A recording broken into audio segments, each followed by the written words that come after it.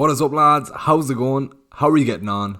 And welcome back to the channel. A beautiful double game week 27 came to an end last night that saw us hitting the 100 club, and this thankfully means the wildcard is paid off as of now. If you're watching this video, please give it a like, drop a comment below, and subscribe to the channel if you haven't already. We're currently on the road to 3k subs. In this video, we'll be looking at my game week 27 review, along with my transfer plans and team selection ahead of blank game week 28.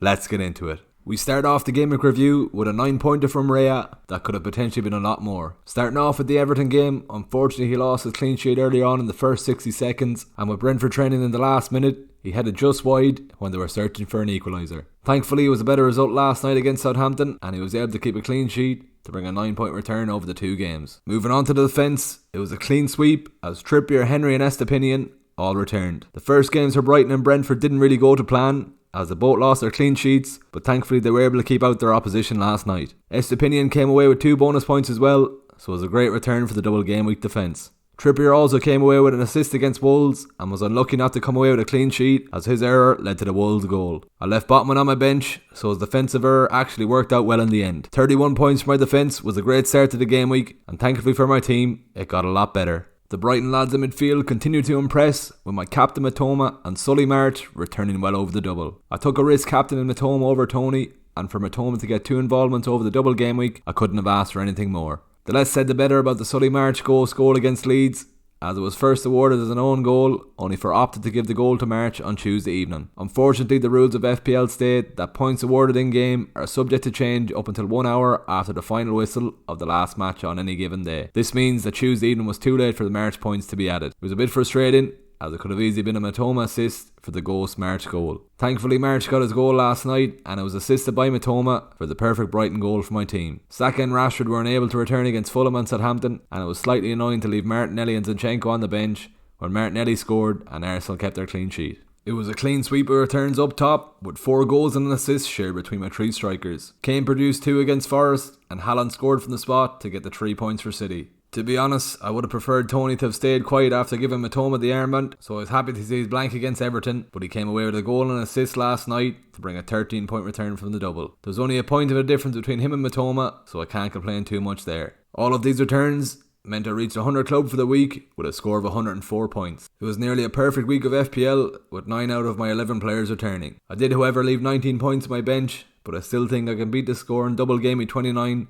with 2 doublers, and Kane facing Everton and Saka facing Leeds. Reaching the 100 club also meant I got a green arrow, and I'm now sitting at 195k overall. I'll be looking to build on this over the next few weeks with a bench boost chip to play in double game week 29. We're now faced with a blank game week in game week 28 with United, City, Brighton, Fulham, West Ham and Liverpool all blanking this week. My team is heavy loaded on Brighton assets along with Haaland and Rashford, so let's see what my transfer plans are this week. It pains me to say it, but with a blank for City in game week 28 and facing Liverpool in game week 29, I think Haaland has to leave my team for 2 weeks. Ollie Watkins is a man in form, having scored 6 goals in his last 7 games, and with a fixture against Bournemouth in game week 28 and then a double game week in game week 29, I think it's worth the risk of getting rid of Haaland this week to get an extra fixture. He also faces Nottingham Forest in game week 30, which means I can get rid of Tony instead of Watkins to bring Haaland back into the team that week. Ben Chilwell is in flying form at the moment with 2 attacking returns in his last 2 games, so he's high on my transfer list this week. Even though Brentford play in game week 28, I'll probably be looking to get rid of Henry to bring Chilwell into the team. Estepinian blanks this week, but Brighton have a favourable double against Brentford and Bournemouth, whereas Henry faces Brighton and United in double game week 29. This is why I don't want to get rid of the Brighton defender. These are my 2 projected transfers this week, but I may just do the Watkins move and try to keep 2 free transfers for after the international break. The game week 29 watch list for the double game week hasn't changed, but I'll probably end up going Maddison over Bruno, with Casemiro now banned for 4 games. With the suspension to Casemiro, it should mean Bruno will now have to play a more defensive role, so he isn't as appealing anymore. Luke Shaw will more than likely be my Zinchenko replacement, but we'll have to see how United are looking at the weekend with no Casemiro. This will mean I'll have 13 doublers along with Saka and Kane for a bench boost in double game week 29.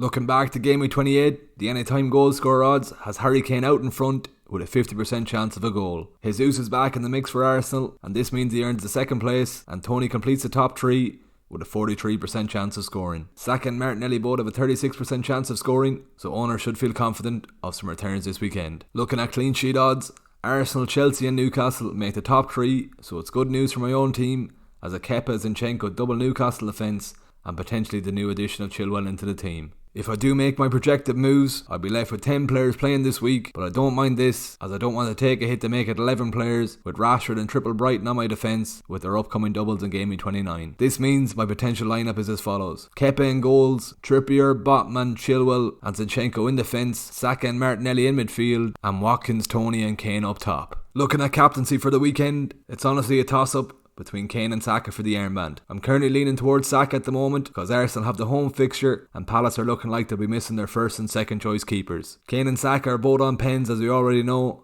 but Saka does get the extra point for a goal and also a clean sheet. I might change my mind before the deadline, but I'm on Saka at the time of this recording. I'm currently not locked in on my moves, so don't forget to follow me at FPL Era on Twitter and Instagram, where I'll post my locked in team before the deadline. If you've made it to the end of the video, please give it a like, drop a comment below and subscribe to the channel if you haven't already. Let's try and hit 40 likes on this video. There you have it, there's my Game Week 28 team. Best of luck for Game Week 28, I'll see you in the next video.